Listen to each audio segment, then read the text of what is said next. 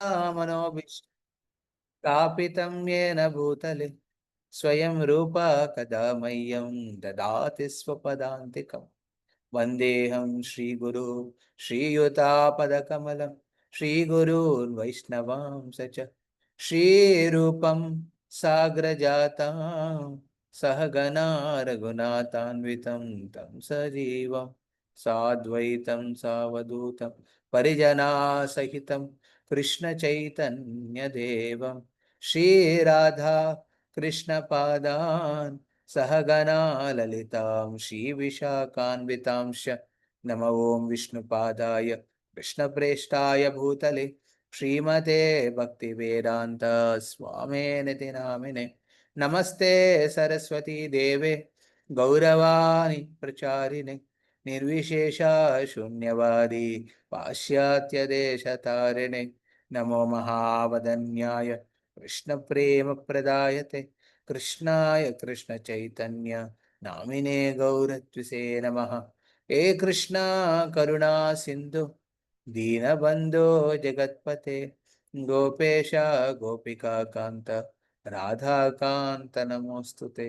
तप्त काञ्चन गौरांगी राधे वृन्दावनेश्वरी वृषभानुसुते देवी प्रणमामि हरिप्रिये।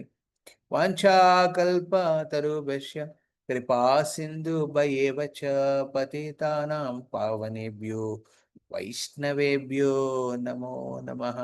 जय श्री कृष्ण चैतन्य प्रभु नित्यानंद श्री अद्वैत गदाधर श्रीवासादि गौर भक्त वृंद। हरे कृष्ण कृष्ण कृष्ण हरे हरे हरे हरे राम राम हरे हरे। హరే కృష్ణ భక్తులందరికీ మన భాగవత సత్సంగానికి స్వాగతం. భాద్ర పూర్ణిమను ఉద్దేశించి ఇవాళ మనం భాగవత మహిమల గురించి, భాగవత పురాణ మహిమల గురించి కొంచెం చర్చించుకుందాం. శ్రీ చైతన్య మహాప్రభు చైతన్య చరితామృతలో తన జీవన శైలి ద్వారా, తన లీల ద్వారా భాగవతానికి ఒక ఉత్తమ స్థానాన్ని ఆయన అందజేసి పెట్టారనమాట. ఈరోజు భక్తి వినోద్ ఠాకూర్ ఆవిర్భావ తిథి. ఎవరండి ఈయన? భక్తి వినోద్ ఠాకూర్ మన గౌడీయ వైష్ణవ పరంపరలో శ్రీల ప్రభుపాదికి గురువు ఎవరండి? భక్తి సిద్ధాంత సరస్వతి ఠాకూర్. ఆయన తండ్రి గారు భక్తి వినోద్ ఠాకూర్. ఆయన కూడా ఈ గౌడీయ వైష్ణవ సంప్రదాయంలో ఒక ఆచార్యుడు. ఈయన తమ జీవితంలో బ్రిటిష్ ఎప్పుడైతే భారతదేశాన్ని ఏలుతున్న సమయంలో ఆయనకి ఒక ఉన్నత సామాజికంగా ఒక ఉన్నత స్థాయిలో ఉండేవారు ఆయన. అదే కాకుండా శాస్త్రీయ పరంగా,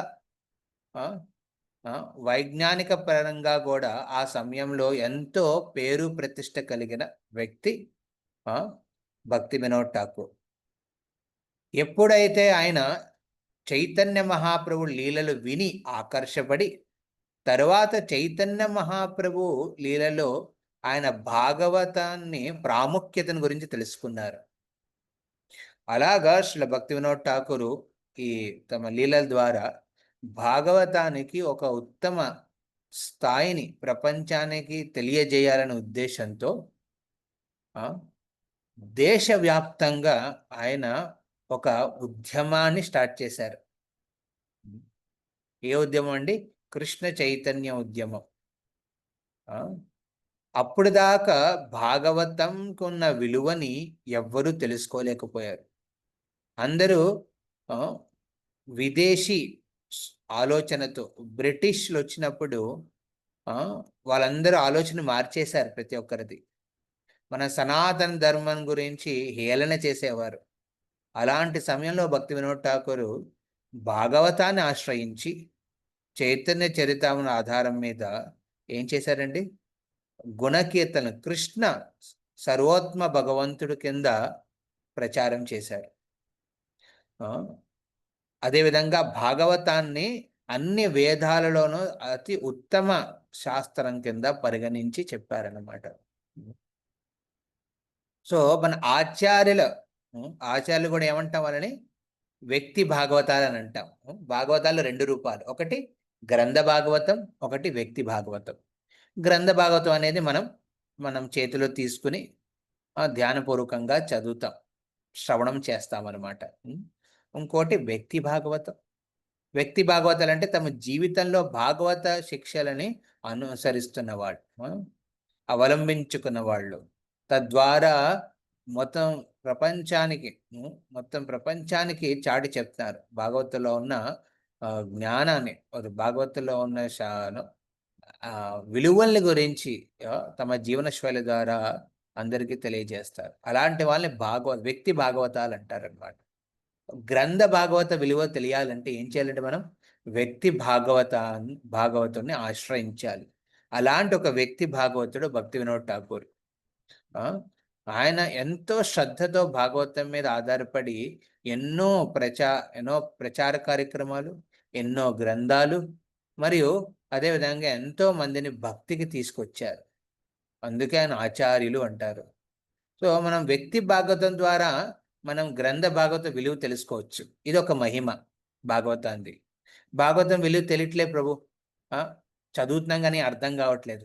కానీ మీరు వ్యక్తి భాగవతాలను చూడండి. పరంపూజ్య ఇప్పుడు వర్తమాన ఆచార్యులు చాలా మంది ఉన్నారు. ఎంతో మంది భాగవతాన్ని ఆశ్రయించి తమ జీవితాన్ని సమర్పించుకున్నారు.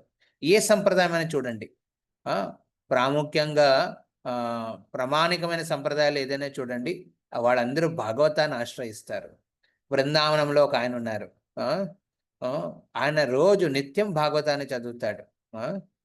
ఆయన ఎంతో సేవలు, బృందావనంలో ఉన్న ప్రతి వ్రజవాసికి ఆయన ఎంతో ప్రేరణదాయకుడు అనమాట. అదేవిధంగా మనము ఎంతోమంది శుద్ధ భక్తులను చూస్తాం. వర్తమాన ఇస్కాన్లో ఉన్న వర్తమాన ఆచార్యులు చూడండి, పరంపూజ్య జయపతాక స్వామి మహారాజ్. ఆయన ఆయన వ్యక్తి భాగవత రూపంలో ఆయన జీవనాన్ని చూడండి, మనం భాగవత గుణకీర్తన అవుతుంది అద్భుతం. శ్రీల ప్రభుపాద వ్యక్తిగత జీవితాన్ని చూడండి, భాగవతాన్ని ఆశ్రయించి ఆ జలదూత నౌక ఎక్కేటప్పుడు ఆయన దగ్గర ఏమున్నాయి, 40 రూపాయలు, అవి కూడా మన ఇండియన్ రూపీస్ అంతే. అదే అలాగా పాసిబుల్ అండి? ఆ డబ్బులతో అక్కడ ఎలాగా ఆయన మెయింటైన్ చేసుకోగలరు అమెరికాలో? కానీ ఆయనకి నమ్మకం ఆ 40 రూపాయల మీద కాదు, ఆయనకి నమ్మకం తన చేతిలో తీసుకెళ్తున్న పెట్టె. ఆ పెట్టెలో ఏముందండి? భాగవతం ఉంది. ఆ భాగవతాన్ని ఆశ్రయించి వెళ్ళి ఎవరికైతే భగవంతుడి గుణకీర్తన వినడం అనేది ఒక జీవికి సహజమైనది. అలాంటి సహజ విలువలు, ఆ సహజ ఆలోచన ఉన్న వాళ్ళందరినీ కేటాయించి ఒక చోట సామూహికంగా భాగవతాన్ని వర్ణించేవారు శ్రీల ప్రభుపాదుల వారు. సో భగవద్గీత భాగవతాలని వర్ణించేవారు ఆయన. సో ఈ విధంగా మనం ఒక వ్యక్తి భాగవతం ద్వారా మనం గ్రంథ భాగవత విలువని తెలుసుకోవచ్చు. మీ ఇళ్లలో ఎంతమందికి గ్రంథ భాగవతం ఉన్నది మీరు తీసుకుని మీరు రెగ్యులర్గా మీ ఇంట్లో పెట్టుకుని స్థాపించి, ఒకవేళ లేకపోతే తప్పకుండా తీసుకోవాలి, వెరీ ఇంపార్టెంట్. ఈ గ్రంథ భాగవతం అనేది సాధారణమైన గ్రంథం కాదు. శ్రీ చైతన్య మహాప్రభు ఒకటి చెప్తారనమాట, నా వెనకాతల మీరు అది చెప్పండి. ఓకే,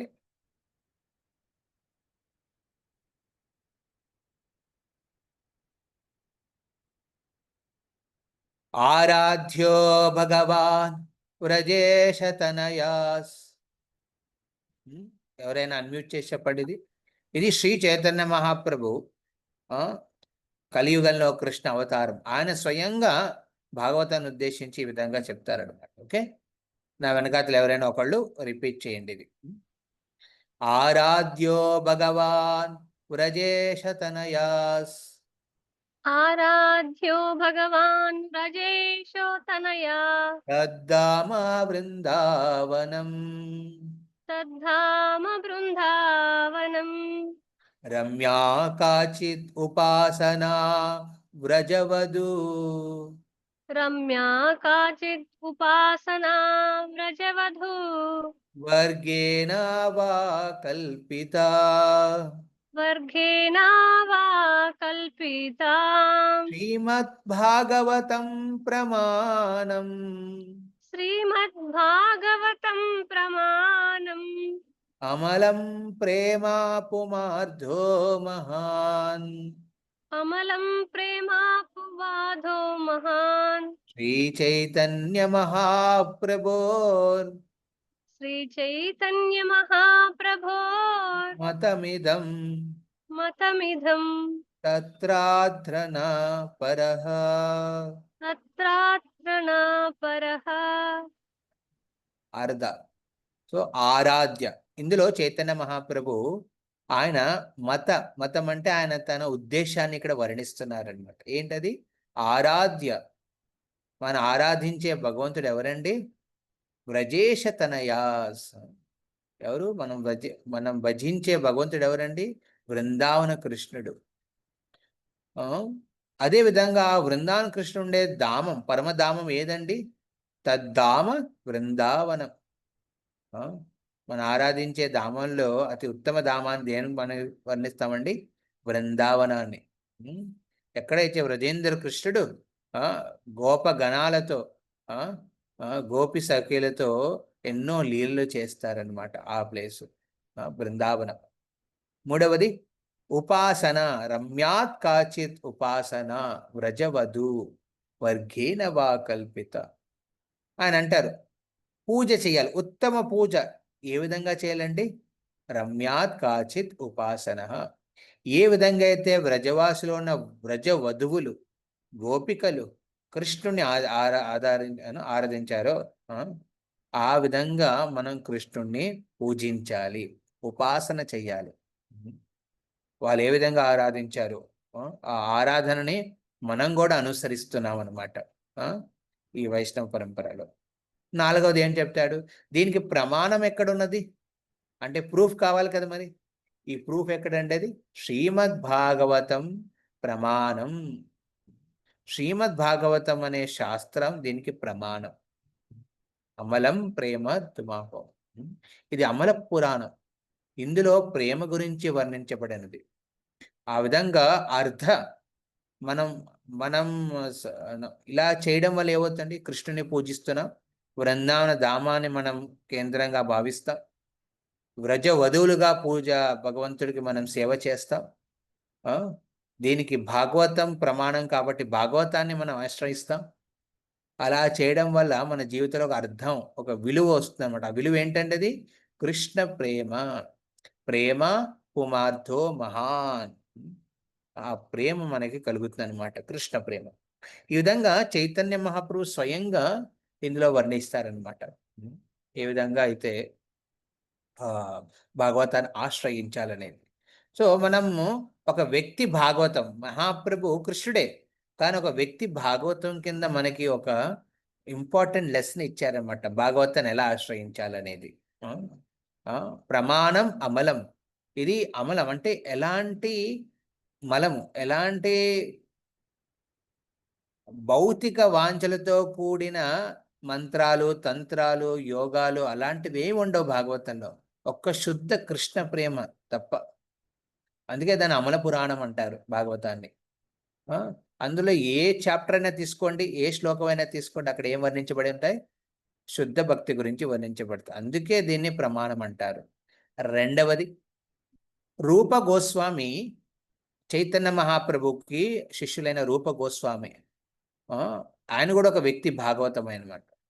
స్వయంగా తమ జీవితంలో సంఖ్యాపూర్వక నామ గాన నటవి, సంఖ్యాపూర్వక నామ ప్రతిరోజు నిత్యం ఒక నియమిత పూర్వకంగా హరినామం జపం చేసేవారు, నిత్యం చేసేవారు, గానం చేసేవారు.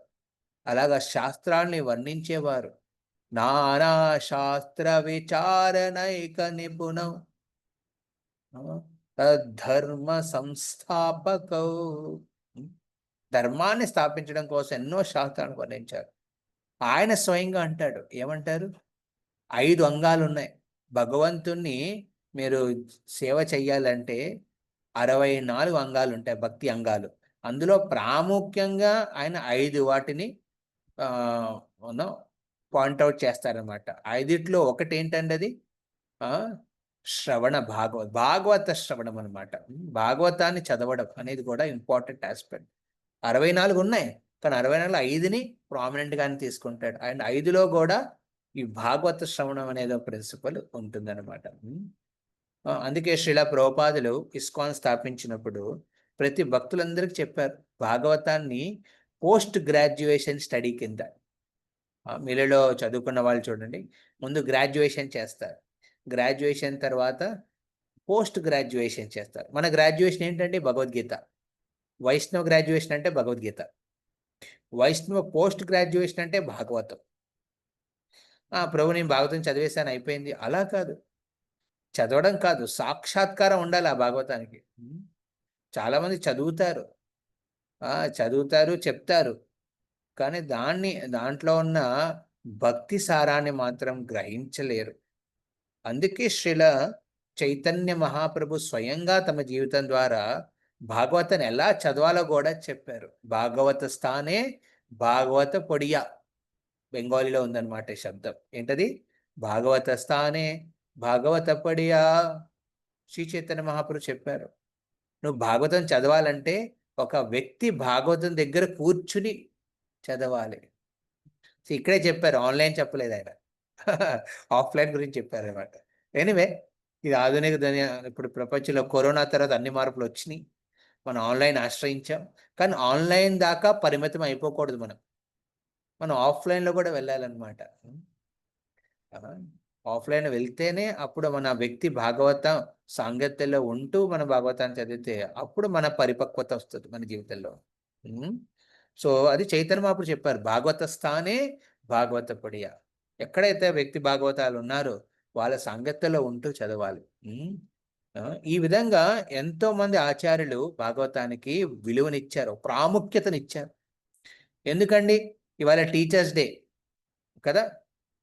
ఇవాళ టీచర్స్ డేలో మోస్ట్ ఇంపార్టెంట్ టీచర్ ఎవరండి మనందరికీ? ఎవరి పేరు మీద అయితే ఉందో వ్యాస మహర్షి. అసలు ఎంత వ్యాస మహర్షి, వ్యాసదేవుడు స్వయంగా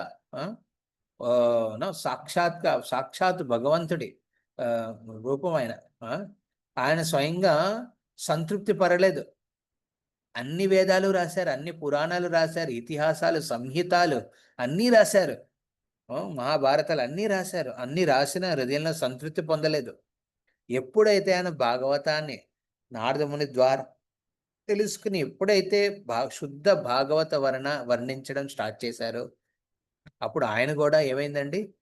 హృదయపూర్వకంగా ఎంతో ఆనందపడ్డాడు. సాటిస్ఫాక్షన్. రాసిన ఆయనకి సంతృప్తి, అది చెప్పిన ఆయనకి సంతృప్తి. ఎవరండి? సుఖదేవ్ గోస్వామి. భాగవతాన్ని చెప్తూ ఆయన సంతృప్తి పొందారు. అలాగే విన్నవాడు కూడా సంతృప్తి పొందాడు. ఎవరండి ఆయన? పరీక్షిత్ మహారాజు. సో వీళ్ళ లైఫ్లు చూడండి మీరు, వాళ్ళు కూడా వ్యక్తి భాగవతాలే. సుఖదేవ గోస్వామి 16 ఏళ్లకి తమ అమ్మ గర్భంలోనే ఉండేవాడు.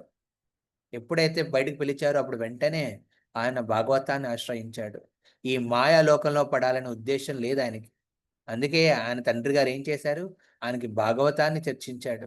భాగవతంలో రుచి ఆనందం పొందుతూ ఆయన ఇంకా ఈ ఇహలోకం గురించి అస్సలు ఆలోచన లేదు ఆయనది.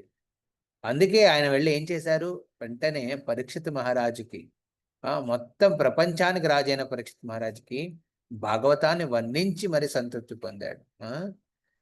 అఖిల శృతి సారమేకం. భాగవతాన్ని ఈ విధంగా అన్ని శృతి అంటే భగవంతుడిచ్చిన అన్ని వేద జ్ఞానాల్లో అతి ఉత్తమమైనది ఏంటంటే భాగవతం సారం. అది ఇలాంటి భాగవతం ఈ కలియుగంలో గ్రంథావతార రూపంలో వస్తుందన్నమాట. అప్పుడు దాకా శ్రవణావస్థలో ఉన్న భాగవతం కలియుగంలో గ్రంథ రూపంలో వస్తుంది. ఎందుకండి?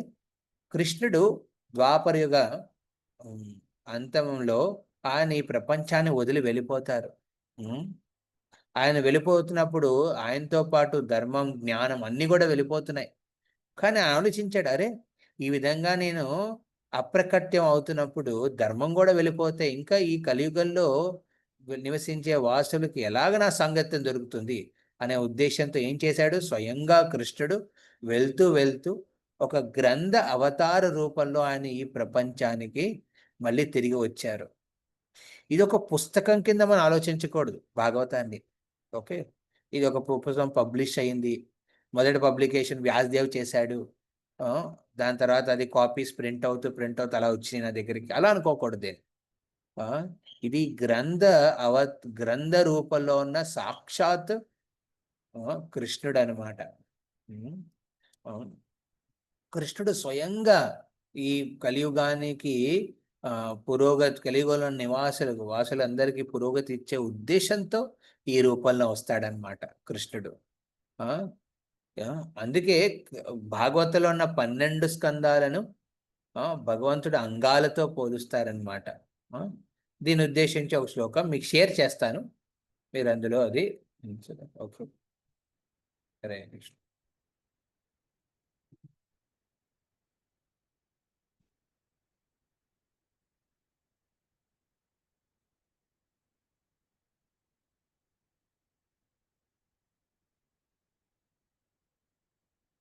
మీకు కనబడుతుందా? హరే కృష్ణ. Yes, Prabhuji. ఏం కనబడుతుంది మీకు? 5 potent forms of అదే కదా. bhakti. ఓకే, ఇది రూప గోస్వామి చెప్పింది అనమాట. సాధు సంగ నామ కీర్తన భాగవత శ్రవణ మధురావాస శ్రీమూర్తి ఏర శ్రద్ధయా సేవన. 64 అంగాలలో భక్తిలో ఈ 5 ప్రాముఖ్యమైనవి అనమాట. సాధు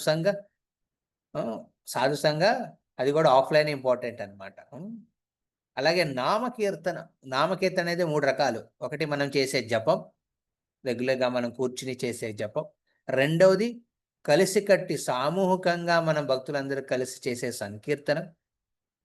మూడవది మన ఈ గుణాలను మనం ఏం విన్నామో అది మిగతా వాళ్ళకి మనం కీర్తిస్తాం అనమాట, ప్రచారం చేస్తాం. ఈ విధంగా నామకీర్తన 3 రకాలన్నమాట. సాధు సంఘ నామకీర్తన, భాగవత శ్రవణ అంటే భాగవతాన్ని వినడం, దీనికి ఒక ప్రాముఖ్యత ఇచ్చారు. తర్వాత మధురావాస. ఇప్పుడు మధురావాస అంటే అందరూ వెళ్ళి మధురలో ఉండలేరు కదండి, కానీ ఆ మధురాని, ఆ బృందావనాన్ని, ఆ జైపూర్ని, ఆ శ్రీరంగాన్ని, ఆ అనంత పద్మనాభుని మన సాంగత్యంలో తీసుకురావచ్చు. ఏ విధంగా? ఎప్పుడైతే ఈ 4 మనం చేస్తామో, సాధు సంఘ నామకీర్తన, భాగవత శ్రవణ, మధురాన, ఈ విధంగా భగవంతుడు శ్రీమూర్తి శ్రద్ధయా సేవ విగ్రహ ఆరాధన చేసేటప్పుడు, ఇప్పుడు భాగవతం 2 చోట్ల వస్తుంది, శ్రీమూర్తి శ్రద్ధయా సేవయ. కొంతమంది ఇళ్లలో విగ్రహం ఉండకపోవచ్చు, కానీ వాళ్ళు భాగవత స్వరూపమైన కృష్ణ స్వరూపమైన భాగవతాన్ని పూజించవచ్చు పెట్టి, గ్రంథాన్ని. అందుకే వ్యాసగద్దెకి ఎంతో మహిమ ఉంది. వ్యాసగద్దె మీద భాగవతాన్ని పెట్టి మరి పూజిస్తారు. వెరీ ఇంపార్టెంట్ అది. సో ఆ విధంగా కృష్ణుడు 2 రూపాల్లోనూ, భాగవత శ్రవణ మాధ్యం ద్వారా, అదే ఒక గ్రంథ రూపంలో కూడా పూజించవచ్చు అనమాట, శ్రీమూర్తి శ్రద్ధయా సేవయ. సో ఇక్కడ భాగవతాన్ని అంగాల్ని పోలిస్తారనమాట. దాని గురించి ఈ శ్లోకం. నా వెనకాతల మీరు ఎవరైనా ఒకళ్ళు అన్మ్యూట్ చేసి చెప్పండి. కృష్ణ తుల్య భాగవత. కృష్ణుడు భాగవతం మధ్యన ఎలాంటి భేదము లేదు, సమానులు అనమాట. స్వయంగా కృష్ణుడే భాగవత గ్రంథ రూపంలో ఈ ప్రపంచానికి వస్తాడనమాట.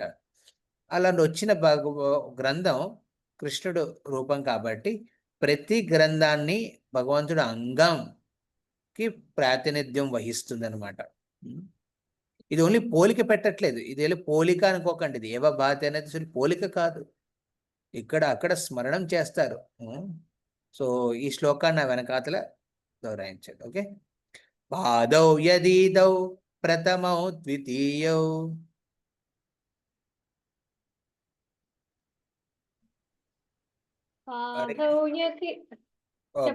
చెప్పండి.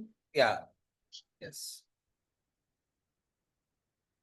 పాదౌ యదీయౌ ప్రథమౌ ద్వితీయౌ పాదౌ యతీయౌ ప్రథమౌ ద్వితీయై తృతీయ తూర్యౌ కథితౌ యద్గురు తృతీయా తృతీయం మళ్ళొకసారి చెప్పండి ప్రభుజీ. హరే Yeah. కృష్ణ. ఓకే, మీరు నేను చెప్పింది విన్నా కదా, ఇక్కడ స్క్రీన్ లో షేర్ చేసింది రిపీట్ చేయలేకపోతున్నారు కదా, అది ఇంగ్లీష్ లో ఉంది యాక్చువల్లీ, తెలుగు లేదు. ఇది పంపిస్తానులే వరుసని. రమణ్ రావు, నేను ఒకటి మీకు షేర్ చేయమని చెప్పాను, గ్రూప్ లో షేర్ చేశారు అది. ఏది ప్రభుజీ? ఆ, అది చూసి ప్రవచనం అది మహా నరసింహ అది నరసింహది షేర్ చేశారా? చేశాను. కొన్ని దీని గురించి నేను షేర్ చేస్తాను మీకు, రమణ్ రావు ప్రభుకి పద్మాత్మజీ వాళ్ళు మీ గ్రూప్ లో షేర్ చేస్తారు. ఓకే. పాదౌ, మాతాజీ మీరు రిపీట్ చేయండి. పాదౌ యదీయౌ పాదౌ యదీయౌ ప్రథమ ద్వితీయౌ ప్రథమా ద్వితీయౌ తృతీయ తూర్యౌ తృతీయా తూర్యౌ కథితౌ యద్గురు కథితౌ యద్గురు నాభిస్తతా నాభిస్తతా పంచమ ఏవ షష్టో పంచమ ఏవ షష్టో భుజాంతరం భుజాంతరం దోర్యుగలం తతాన్యౌ ధోర్యుగలం తథాన్యౌ కంతస్తు రాజన్ కంతస్తు రాజన్ నవమో యదీయో నవమో యదీయో ముఖారవిందం ముఖారవిందం దశమ ప్రఫుల్లం దశమః ప్రఫుల్లం ఏకాదశో యస్య ఏకాదశో యస్య లలాటపత్రం లలాటపత్రం శిరోపితు క్షీరోపితో ద్వాదశ ఏవ భాతి. ద్వాదశ ఏవ భాతి. సో ఇందులో పాదౌ యధీహౌ ప్రథమ ద్వితీయౌ అంటే మీకు భాగవతంలో తెలుసా 12 స్కందాలు ఉన్నాయి. ఇప్పుడు 1, 2 స్కందాలని వేటితో పోలుస్తాడు? కృష్ణుడి చరణాలతో పోలుస్తాడు ఇక్కడ. పాదౌ యదీదౌ 2 పాదాలు ఎలాంటివండి?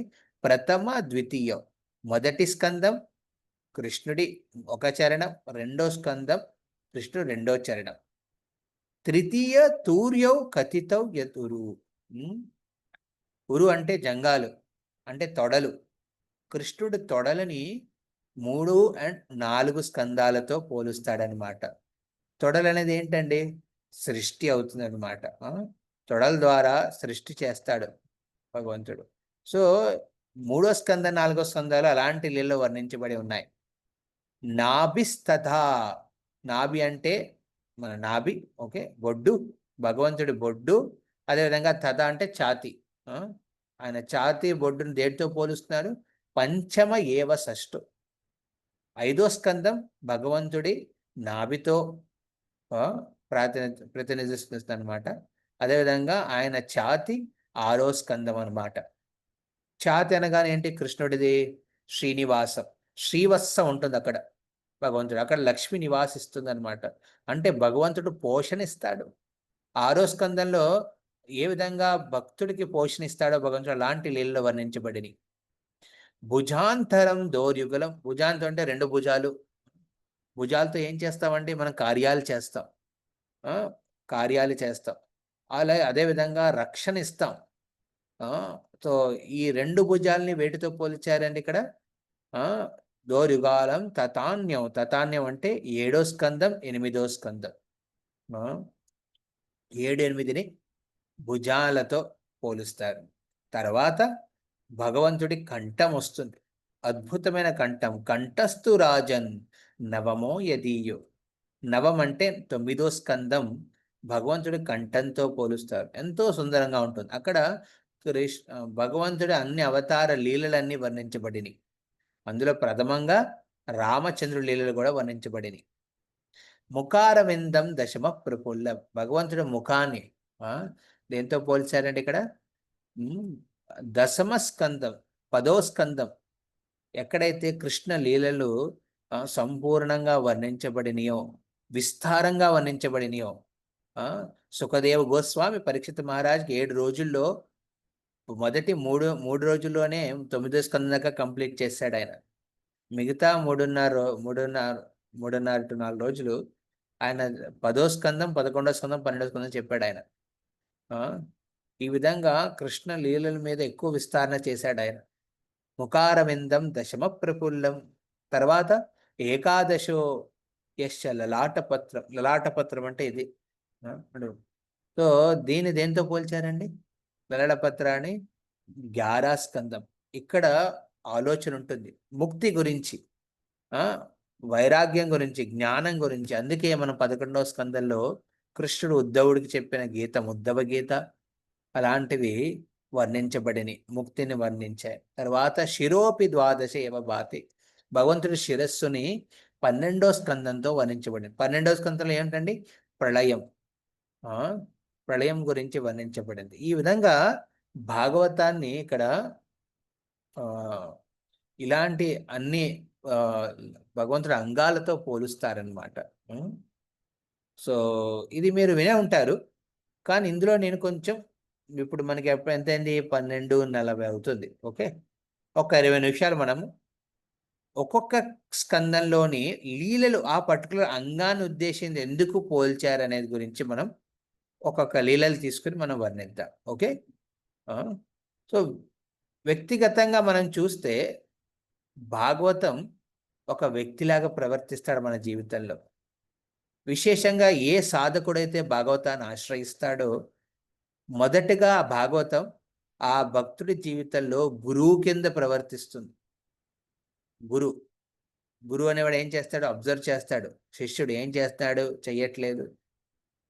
ఇందాక అడిగాను కదా మిమ్మల్ని, అరే ఎంతమంది వస్తున్నారు, కమిటెడ్గా రండి, ఇది కొంచెం సీరియస్గా తీసుకోండి, ఇది ఓన్లీ కాలక్షేప అనుకోకండి. కాలక్షేపానికి ఇంకా ప్రోగ్రామ్స్ ఉంటాయి, అవి చేయొచ్చు. కానీ భాగవతం వచ్చేటప్పుడు ఆ కమిట్మెంట్ ఉండాలి. వింటున్నప్పుడు నోట్స్ రాసుకోవచ్చు, ఓన్లీ వినడమే కాదు, మీరు నోట్స్ రాసుకోవచ్చు, పెట్టుకోవచ్చు, గుర్తు పెట్టుకోండి, మిగతా వాళ్ళు షేర్ చేయండి. అప్పుడు మీకు ఏమవుతుంది? మీలో ఉన్న విశ్వాసం కూడా దృఢంగా మారుతుంది అనమాట. సో ఈ విధంగా భాగవతం మొదట ఏం చేస్తుంది? గురువు కింద ప్రవర్తిస్తుంది. భక్తుడు ఎవరైతే చదువుతారో వాళ్ళకి అన్నీ చెప్తుంది అనమాట. ఎలా చెయ్యాలి, ఏం చేయకూడదు, ఎలాంటి ఆలోచన ఉండాలి, ఎలాంటి ప్రవర్తన ఉండాలి, ఈ విధంగా ప్రవర్తించాలనే ఆస్పెక్ట్స్ అన్నీ భాగవతం చెప్తుంది అనమాట గురువు కింద. తర్వాత అదే భాగవతం నిష్టగా మనం చదువుతూ ఉంటే, ఒక భాగవత స్థానం అంటే ఒక వ్యక్తి భాగవతం దగ్గర రెగ్యులర్గా చదువుతుంటే ఆ భాగవతం ఎలా మారుతుందండి? ఒక గురువు నుంచి ఒక ఫ్రెండ్ కింద మారుతుంది.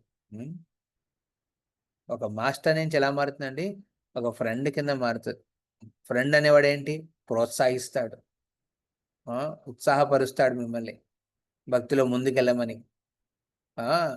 డోంట్ వరీ, మీ ప్రాబ్లమ్స్ ఉంటాయి లైఫ్లో, నేనున్నాగా నీతో అని భాగవతం హెల్ప్ చేస్తూ ఉంటుంది ఒక ఫ్రెండ్ కింద. అలాగా ఆ భాగవతంతో మనం సంబంధాన్ని ఇంకా గట్టిపరుచుకుంటే ఏమవుతుందండి? నెమ్మదిగా ఆ భాగవతం ఒక ప్రియురాల కింద మారుతుంది అనమాట. అది పద్మ పురాణంలో వర్ణించబడింది. ఆ భాగవతం ఒక ప్రేయసి కింద మారుతుంది. అంటే మనలో ఉన్న సాక్షాత్కారాలు, అనుభవాలు, ఆలోచనలు అవన్నీ మనం భాగవతంతో షేర్ చేసుకోవచ్చు. అండ్ భాగవతం కూడా ఈ గ్రంథంలో ఉన్న ప్రతి కథలోని గుప్తమైన రహస్యాలన్నిటినీ మీకు చెప్తుందన్నమాట, సీక్రెట్స్. ఆ విధంగా ఒక వెరీ ఇంటిమేట్ కనెక్షన్ అవుతుంది అనమాట ఒక ప్రేయసే కథ.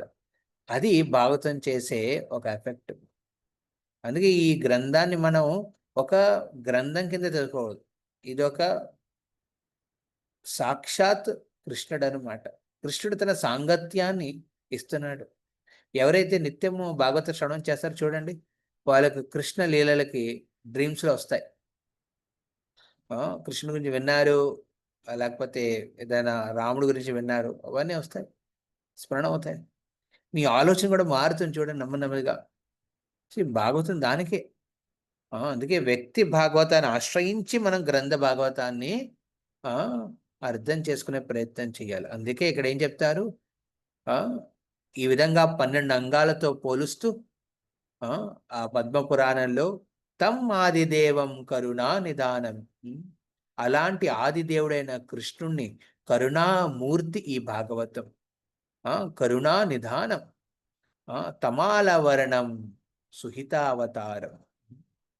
ఆయన తమాలవర్ణుడు, ఆ కృష్ణుడు తమాలవర్ణుడు, తమాల వృక్షం లాంటి రంగు కలిగిన వాడు ఆయన. ఆయనకి నేను సుహిత అవతారం, ఒక అద్భుత అవతారమైన ఆయన తన కరుణని ఈ భాగవతం రూపం ద్వారా మనందరికీ అందజేశాడు. అపార సంసార సముద్ర సేతు, ఈ భాగవత ఈ భౌతిక సంసారాన్ని అపారమైనది, దీన్ని దాటాలంటే సహజం కాదు. ఎవరైతే భాగవతాన్ని ఆశ్రయిస్తారో, అది భాగవతం ఎలాంటిదండి, సేతు లాంటిది అనమాట, ఒక బ్రిడ్జ్ లాంటిది. ఆ భాగవతం ఏం చేస్తండి, మొదటి క్యాంటో నుంచి నెమ్మదిగా 12వ స్కందానికి వెళ్ళారంటే మీరు బ్రిడ్జ్ దాటుతున్నట్టు. ఈ భవసాగర్ బ్రిడ్జిని మనం నెమ్మదిగా దాటు, భజే మా భాగవత స్వరూపం. అలాంటి భాగవతాన్ని నేను నమస్కరిస్తున్నాను, ఆదరిస్తున్నాను, ఆరాధన చేస్తాను, చదువుతాను, శ్రవణం చేస్తాను, అదేవిధంగా భాగవత సేవ చేస్తాను. సో ఈ విధంగా మనకి భాగవతం ఈ సముద్రాన్ని, భవసాగరాన్ని దాటేందుకు ఎంతో తోడ్పడుతుంది. ఒక గురువు కింద, ఒక స్నేహితుడి కింద, సోదరుడు కింద, సహోదరుడు కింద, అదేవిధంగా ఒక ప్రేయసి కింద కూడా భాగవతం మనందరికీ ఆశ్రయాన్ని ఇస్తుందన్నమాట. అలాంటి భాగవత 12 స్కందాల్లో 10 ముఖ్య అంశాల గురించి వర్ణించబడినాయి. అవి మనం వెళ్ళం అందులోకి, డీటెయిల్స్లోకి, ఎందుకంటే అవన్నీ కొంచెం డీటెయిల్, అది మనం సెపరేట్లో క్లాస్లో తీసుకుంటాం. ఓకే,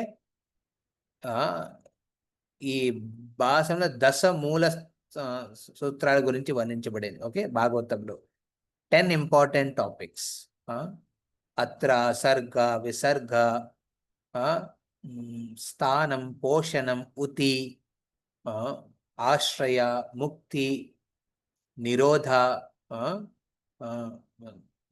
ప్రళయ, ఇలాంటివి అన్నీ ఒక 10 టాపిక్స్ భాగవతంలో వర్ణించబడినవి.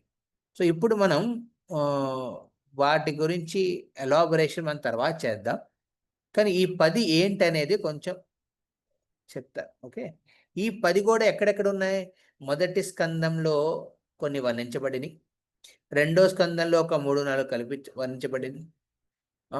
అలాగా ఈ 10 అంశాలు భాగవతంలో ప్రతి చోట ఏదో ఒక చోట హైలైట్ అయి ఉన్నాయన్నమాట. కానీ ఒక్కొక్క స్కందంలో ఒక్కొక్క ఆస్పెక్ట్ని, మీరు భాగవతం బుక్ ఉన్నవాళ్ళు, ఎవరెవరికి ఉంది బుక్ పర్సనల్గా మీ ఇళ్ళలో, మీరు చూడండి ఓపెన్ చేసి. మొదటి స్కందంలో మొదట రాసి ఉంటుంది, దాని మీద ఏం రాసి ఉంటుంది, దాని మీద సర్గ విసర్గ అనేది ఉంటుంది. ఇంకోటి ఉంటుంది 7వ స్కందం, దేని మీద ఉద్దేశించి మీకు ఈ మహానరసింహ అవతార మూవీ చేశారు, 7వ స్కందంను ఉద్దేశించి. అందులో మీరు చూస్తే ఉతి అని ఉంటుంది, ఉతి. ఇలాంటివి ఒక 10 మూలాలు వర్ణించబడినవి. మొదటి ఏంటంటే సర్గ. సర్గ అంటే భగవంతుడు మొదటి చేసిన సృష్టి, సాక్షాత్ భగవంతుడు ఒక సృష్టి చేస్తాడనమాట, దాని గురించి విస్తారంగా వర్ణించబడింది. రెండవది ఏంటి టాపిక్ అండి, విసర్గ. అంటే విష్ణు నుంచి బ్రహ్మ వస్తాడు, ఆ బ్రహ్మ చేసిన సృష్టిని విసర్గ అంటారు. అంటే రెండో సృష్టి, మొదటి సృష్టి విష్ణు చేస్తాడు, తర్వాత సృష్టి బ్రహ్మదేవుడు చేస్తాడు అనమాట.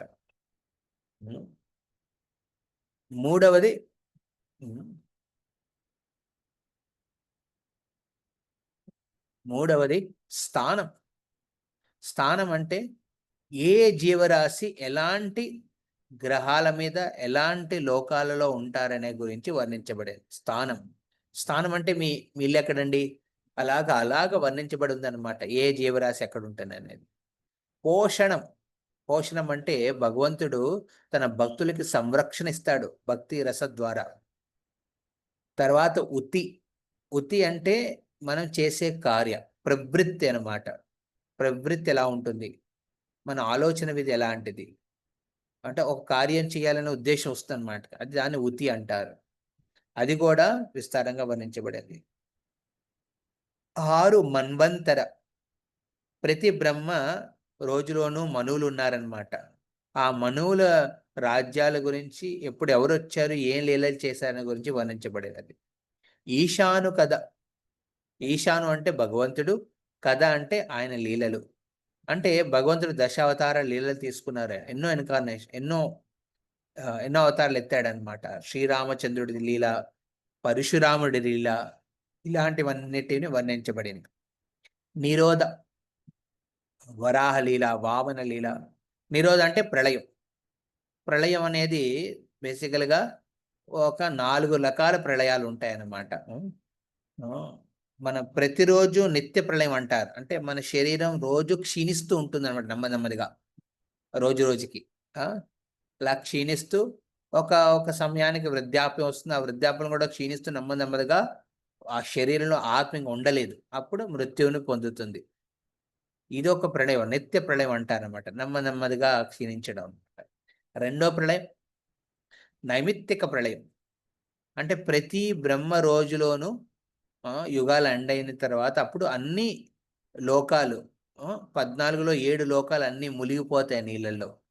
అది నైమిత్తిక ప్రళయం అన్నమాట. తర్వాత ప్రాకృతిక ప్రళయం, మూడో ప్రళయం. ఆ ప్రళయంలో ఏమవుతుందండి, మొత్తం బ్రహ్మాండం అంతా, బ్రహ్మదేవుడు తన జీవనకాలం అయిపోయిన తర్వాత మొత్తం బ్రహ్మాండం అంతా మహావిష్ణువు శరీరంలోకి వెళ్ళిపోతుంది అనమాట. అది ప్రాకృతిక ప్రళయం.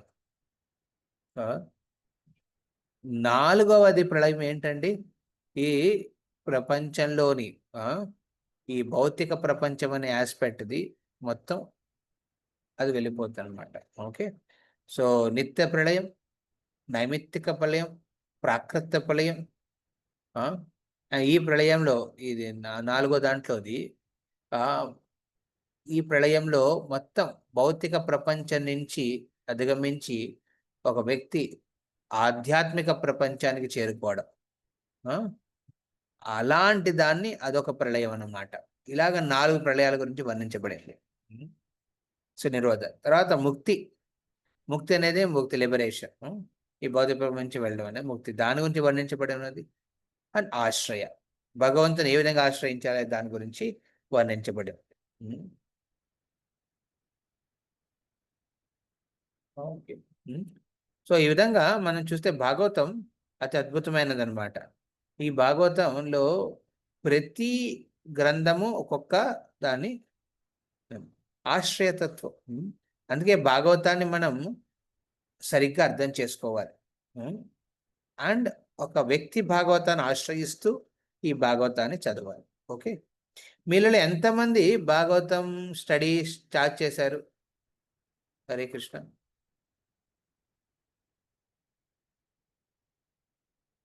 మీరందరూ చేస్తున్నారు భాగవతం రెగ్యులర్గా స్టడీస్లో? రమణప్ప, మీకు భగవద్గీత స్టడీ ఉంటుందా, భాగవతం ఉంటుందా? భాగవతమే చేస్తాం ప్రభుజీ. భాగవతమే చేస్తారు కదా, ఓకే, మంచిది. ఓకే, అంటే భగవద్గీత 2 సార్లు అయిపోయింది ప్రభుజీ. సో భాగవతం తర్వాత చైతన్య చరిత్రంతో ఇప్పుడు భాగవతం ఏ స్కందలో ఉన్నారు మీరు? 6వ స్కందం ప్రభుజీ. మంచిది, గుడ్. 6వ స్కందం దాకా ఉన్నారు కదా. సో ఇప్పుడు మొదటి 6 స్కందం దాకా మీలో చాలా మంది అటెండ్ అయి ఉంటారు, చాలా లీలల గురించి తెలిసే ఉంటాయి. సో ఇప్పుడు ఈ 6 స్కందాలను ఇక్కడ మన కృష్ణుడి అంగాలతో పోల్చారు కదా, అది ఎలాగో మనం ఇప్పుడు గమనిద్దాం.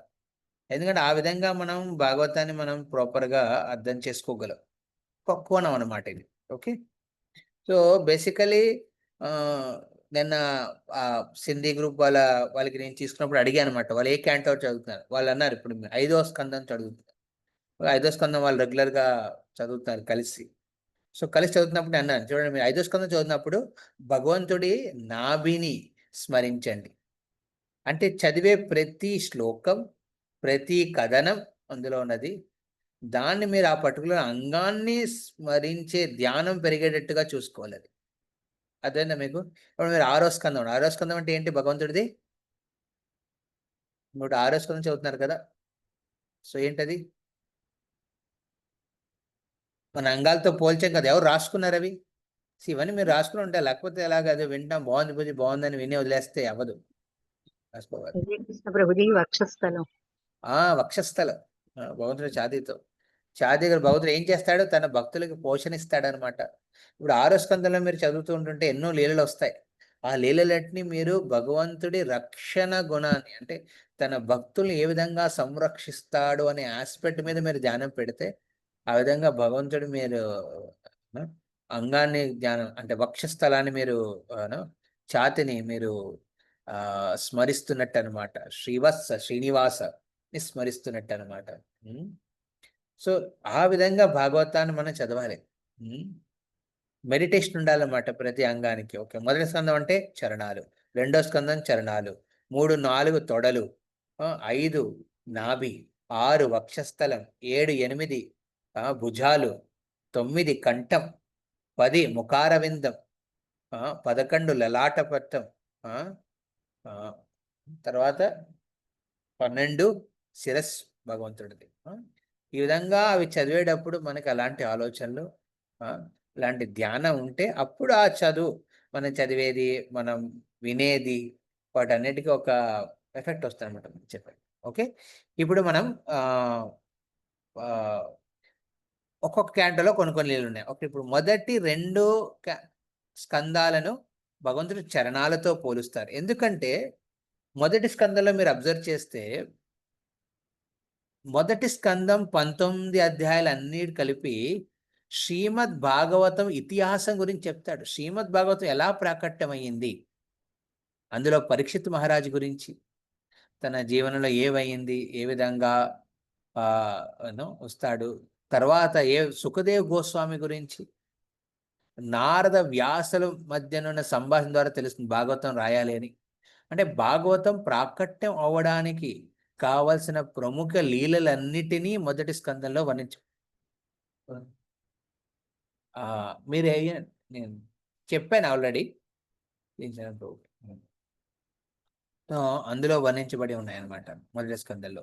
ఓకే, సో 2వ స్కందంలో అంటే ఏంటి, భాగవతం చదవాలంటే దాని హిస్టరీ బ్యాక్గ్రౌండ్ తెలుసుకోవాలి కదా.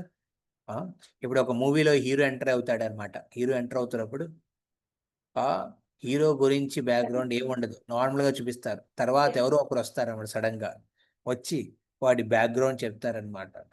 అదొక ఒక బీజిఎంతో కలిపి అన్ని చెప్పి అవన్నీ చూపిస్తారనమాట. అప్పుడు విలువ పెరుగుతుంది అనమాట. అది మొదటి స్కందం చేసే పని అనమాట. మొదటి స్కందంలో భాగవతం ఎందుకు వచ్చింది, ఎలా వచ్చింది, ప్రాకట్యం ఎలా అయ్యింది అనే గురించి అతి అద్భుతంగా వర్ణించబడింది. అంటే ఈ భాగవతాన్ని ఎలా చదవాలి, ఎవరి సాంగత్యంలో కూర్చొని చదవాలి, దీని ఉద్దేశం ఏమిటనే దాన్ని మొదటి స్కందంలో బాగా వర్ణించబడినది. అందుకే దాన్ని చరణాలతో పోలుస్తారు. ఇప్పుడు మీరు భగవంతుడి దర్శనానికి వెళ్ళేటప్పుడు చరణాల నుంచి ధ్యానం చేస్తూ మీరు భగవంతుడి దర్శనం చేసుకోవాలి, డైరెక్ట్గా ముఖారవిందానికి వెళ్ళకూడదు. అదేవిధంగా భాగవతం కూడా మొదటి స్కందం నుంచి చదువుకుంటూ వెళ్ళాలి. 10వ స్కందానికి డైరెక్ట్గా వెళ్ళిపోకూడదు. 2వ స్కందం, ఇప్పుడు మీరు 2వ స్కందాన్ని అబ్జర్వ్ చేస్తే అది కూడా అద్భుతమైనది. 2వ స్కందంలో మనం ఏం చూస్తామండి, అక్కడ అన్ని యోగాల గురించి వర్ణించబడినాయి. అష్టాంగ యోగ, తర్వాత అంటే ఈ వైదిక సంస్కృతుల్లో ఉన్న సుఖదేవ్ గోస్వామి కృష్ణ భక్తితో కాకుండా మిగతా యోగాల గురించి అన్నింటి వర్ణిస్తాడు. అందులో కర్మయోగ, ధ్యాన యోగ, అష్టాంగ యోగ, జ్ఞాన యోగ, తర్వాత ఆయన విరాట రూప దర్శనం గురించి చెప్తాడు, పరమాత్మ గురించి వర్ణిస్తాడు. ఈ విధంగా అన్ని చెప్పి ప్రముఖంగా 2వ స్కందంలో ఏం ప్రతిష్ఠించాలనుకుంటాడు ఆయన, భక్తిని. భక్తి యోగ అన్నిట్లోనూ ముఖ్యమైనదనే అంశాన్ని అక్కడ చూపిస్తాడనమాట 2వ స్కందంలో. మీరు ఆ విధంగా మీరు చదువుంటే అబ్జర్వ్ చేస్తుంటారు. అది కృష్ణ భక్తి అనేది అతి ఉత్తమమైనది. ఇన్ని యోగాల గురించి వర్ణిస్తాడు. దేవి దేవతల పూజల గురించి కూడా చెప్తాడు 2వ స్కందంలో సుఖదేవ్ గోస్వామి. కానీ అవన్నీ ఎందుకు చెప్తాడండి, కృష్ణ భక్తి ప్రాముఖ్యాన్ని వర్ణించడానికి. అంటే మొదటి స్కందం భాగవత ప్రాముఖ్యాన్ని చెప్తుంది, 2వ స్కందం కృష్ణ భక్తి ఎంత ప్రాముఖ్యం అనేది చెప్తుంది. తర్వాత అలాగ మనం ఆ కృష్ణ భక్తి భావనతో మనం 3వ స్కందం 4వ స్కందం చదువుతాం. ఇప్పుడు 3, 4 స్కందాలు ఏం చెప్తాయండి? తొడలంటే సృష్టి. అందుకే 3వ స్కందంలో సర్గ విసర్గ, అంటే సర్గ అంటే విష్ణు చేసిన సృష్టి, అదేవిధంగా విసర్గ అంటే బ్రహ్మ చేసిన సృష్టి గురించి వర్ణించబడినవి. విష్ణు చేసిన సృష్టి తర్వాత అందులో విదుర మైత్రి సంవాదన వస్తుందన్నమాట. అక్కడ విదురుడు ఆ, ఆ, మైత్రేయుడికి చెప్తాడనమాట. అందులో సృష్టి భక్తి యోగ గురించి కూడా చెప్తారు. అదేవిధంగా ఈ సర్గ అంటే విష్ణు ఏ విధంగా క్రియేట్ చేశాడు, 24 ఏంటవి మూల సూత్రాలను ఎలా ప్రకటమైనవి, బ్రహ్మాండాలు ఎలా వచ్చినాయి, అవన్నీ విష్ణు చేసిన సృష్టి గురించి చెప్తాడనమాట. అదేవిధంగా ఒక ఒక స్త్రీ గర్భంలో, ఒక మాత గర్భంలో శిశువు ఎలా పెరుగుతుంది అంటే సృష్టి గురించి అనమాట. ఇదంతా సృష్టి. ఓకే, ఒక దాంపత్య జీవితంలో వచ్చిన తర్వాత ఎలా ఉంటుంది లైఫ్ అనే దాని గురించి కూడా వర్ణించబడింది. విశేషంగా దేవహూతి కర్దమముని వివాహం ద్వారా వాళ్ళు ఎలా ఉండాలి, సృష్టి కదా, ఆ సృష్టిలో ఎలా ఉండాలి, ఇంకా దాంపత్య జీవితంలో ఒక సృష్టి, అందులో ఎలా ముందుకు వెళ్ళాలి దాని గురించి 3వ స్కందంలో వర్ణించబడినది అద్భుతంగా. ఆ తర్వాత కపిలముని ద్వారా, తమ కొడుకు కపిలముని ద్వారా మళ్ళీ భక్తి యోగాన్ని స్థాపిస్తాడనమాట. ఆ విధంగా 3వ స్కందం నడుస్తుందన్నమాట. 3, 4 స్కందాలు. ఓకే, అండ్ 4వ స్కందంలో మీరు చూస్తే అది కూడా సృష్టి గురించి. ఏదండి? మన బ్రహ్మ చేసిన సృష్టి అన్నమాట. ఇప్పుడు బ్రహ్మ చేసిన సృష్టిలో స్వయంభూ మను, సుతాప ఇద్దరు వస్తారనమాట. మను వస్తాడు ఒక పురుష రూపంలో, ఒక స్త్రీ రూపంలో వస్తాడు. వాళ్ళిద్దరి కలయిక ద్వారా ఎవరు పుడతారు? పిల్లలు పుడతారు. ఏ పిల్లలు పుడతారు? అందులో వర్ణించబడినవి ప్రియవ్రత మహారాజు, ఉత్తానుపాదు, ఆకుతి, ప్రసూతి, దేవహూతి. అండ్ ఇందులో స్పెసిఫిక్గా మీరు 4వ స్కందంలో చూస్తే అక్కడ సృష్టిలో సృష్టి అయిన తర్వాత ఏ విధంగా ప్రవర్తించాలి, ఏ విధంగా ప్రవర్తించకూడదు అనేది గురించి వర్ణించబడింది. ఇప్పుడు కొత్తగా పెళ్ళయింది, దేనికండి? సంసార జీవనాన్ని ముందుకు తీసుకెళ్ళడానికి. కానీ అందులో ఏ విధంగా ప్రవర్తించాలి, ఏ విధంగా ప్రవర్తించాలి గురించి వర్ణించబడింది. అందుకే 4వ స్కందంలో చూడండి, దక్ష ప్రజాపతి ఆయన సృష్టి చేయడానికి వచ్చాడు, కానీ యజ్ఞంలో ఏం చేశాడండి? పొరపాటు చేశాడు, శివుణ్ణి అవమానించాడు. అది వర్ణించబడింది. ఉత్తానుపాదుడి 2 భార్యలు సురుచి, సునీచి, వాళ్ళు కూడా సృష్టి చేశారు, కానీ సునీతి ఆలోచన వేరు, సురుచి ఆలోచన వేరు. ధ్రువుడు తన కూడా ఒక పెద్ద రాజ్యాన్ని సృష్టించాలనుకున్నాడు, కానీ ఆ ధ్రువుడు ఎప్పుడైతే నారదుని సాంగత్యంలో వచ్చాడో తన ఆలోచన మారింది, ఉత్తమ భక్తి గురించి ఆలోచించాడు ఆయన. నారదుడు అలా విధంగా పృథు మహారాజు ఎప్పుడైతే వేన రాజ అందరినీ హింసించాడో అప్పుడు వాడిని సంహరించి బ్రాహ్మణులు ఏం చేశారు? పృథుని సృష్టించారు, పృథుని ప్రాకట్టమని కోరారు. పృథు మహారాజు వచ్చి ఏం చేశాడు? ఈ భూలోకం అన్నిటినీ పాలించాడు ప్రాపర్గా. సో ఇలాంటివి మనం అబ్జర్వ్ చేస్తామన్నమాట. పృథు మహారాజుడు యజ్ఞం చేస్తాడు అంటే శివుడు ఏ విధంగా ప్రవర్తించాడు? మంచిగా ప్రవర్తించిన క్యారెక్టర్స్ అన్నీ వస్తాయన్నమాట. శివుడు, తర్వాత సునీతి అంటే ధ్రువ తల్లి సునీతి, ధ్రువ మహారాజు స్వయంగా, నారదముని, రాజా అంగ అంటే వేనకి ముందున్న రాజుడు అనమాట. ఆయన చాలా బాగా రాజ్యాన్ని ఏలేవాడు అనమాట. పృథు మహారాజు ఆయన ఎలా రాజ్యాన్ని ఏలాడు? ప్రచేతాలు గురించి వర్ణించబడింది 4వ స్కందంలో. ప్రచేతాలు ఏ విధంగా వాళ్ళు కలిసికట్టి సామూహికంగా వాళ్ళు తమ తండ్రి చెప్పిన ఆజ్ఞ ప్రకారం వాళ్ళు అక్కడ భక్తి మార్గాన్ని ఎంచుకున్నారు వర్ణించబడింది. ఏ విధంగా ప్రవర్తించకూడదు అనేది ఎవరు చెప్పారు? శివుడికి విరుద్ధంగా మన దక్ష ప్రజాపతి చెప్తాడనమాట. అవమానించకూడదు, తమ జీవనం ద్వారా ఏం చెప్పారో ఇలా చేయకూడదు, ఏమేం చేయకూడదో చెప్పారనమాట. సురుచి, సునీతికి వ్యతిరేకంగా ఆవిడ సురుచి ఏం చేసింది? ఈర్ష్యాభావంతో ఉండదన్నమాట. అలా ఉండకూడదు అనేది చెప్పింది. అదేవిధంగా పృథు మహారాజుకి వ్యతిరేకంగా ఎవరున్నారు? ఇంద్రుడు. ఇంద్రుడు తన రాజ్యం ఎక్కడ పోతుందనే భయంతో పృథ్వీమహారాజు మీద అటాక్ చేస్తాడు అనమాట.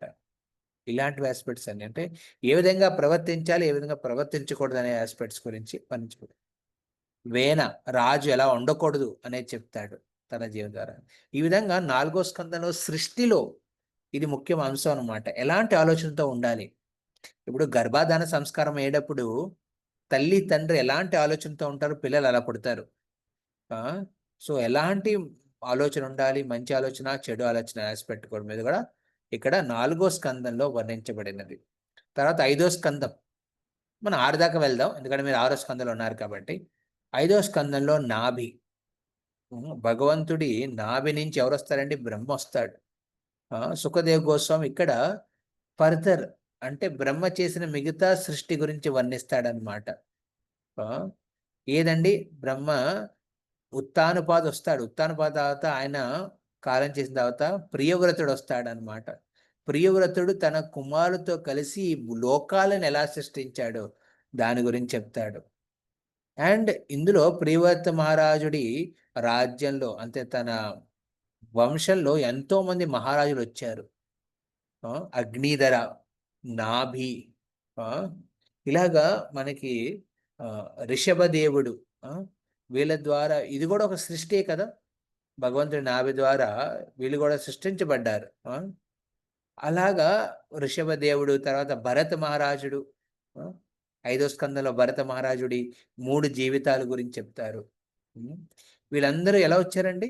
సృష్టి ద్వారా. బ్రహ్మ చేసిన 2వ సృష్టి విసర్గ ద్వారా అన్ని ఎక్స్ప్లెయిన్ అయ్యింది సృష్టి గురించి.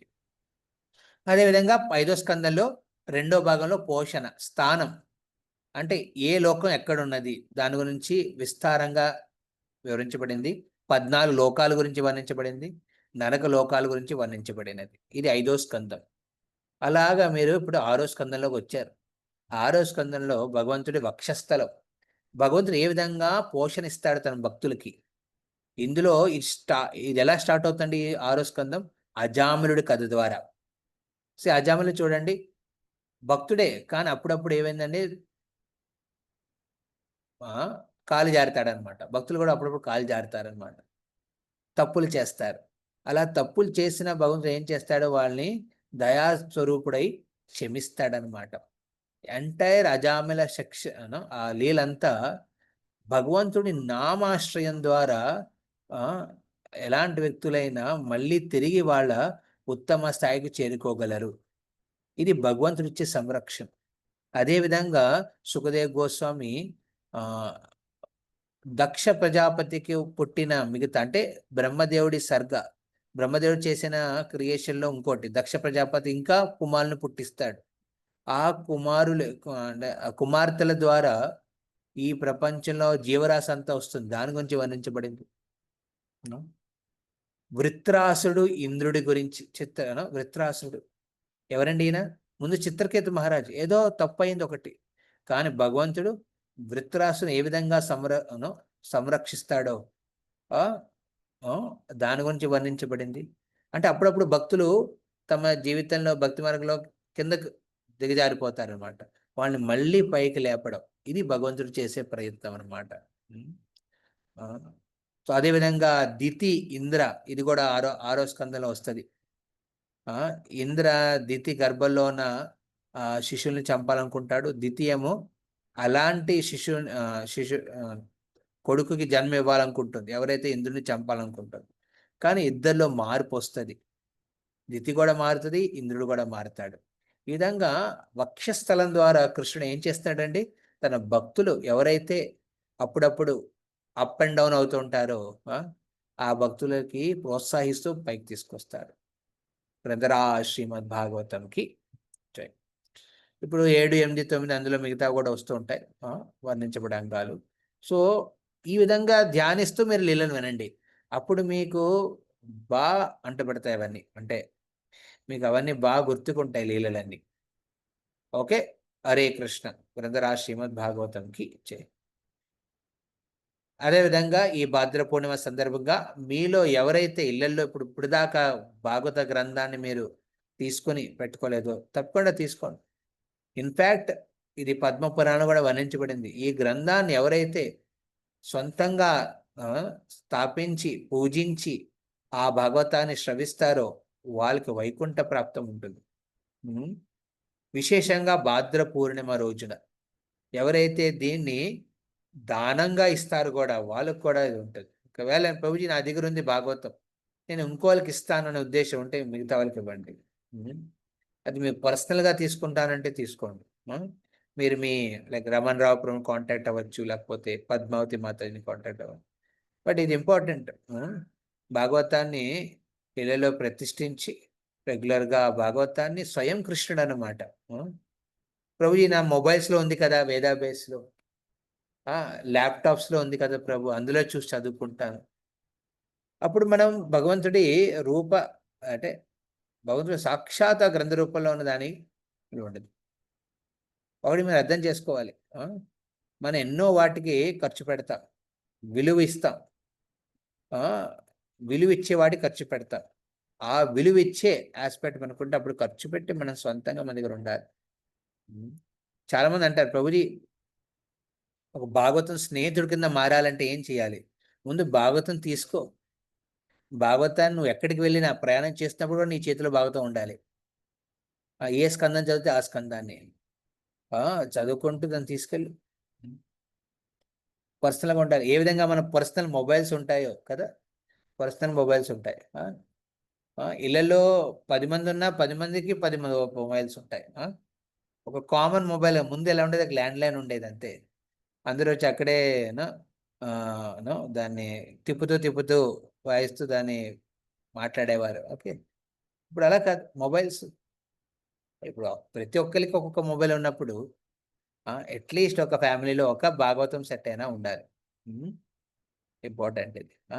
ఈ విధంగా భాగవతానికి మనం విలువ కట్టలేము, కానీ ఒక విలువ ఇచ్చి ఒక మూల్యం చెల్లించి దాని విలువని తీసుకుని దాన్ని ప్రతిష్ఠించి పూజించి శ్రవణ కీర్తనలు చేస్తే అప్పుడు మనం కూడా ఉత్తమ భక్తిని పొందగలం. హరే కృష్ణ హరే కృష్ణ కృష్ణ కృష్ణ హరే హరే, హరే రామ రామ రామ హరే హరే. హరే కృష్ణ. సో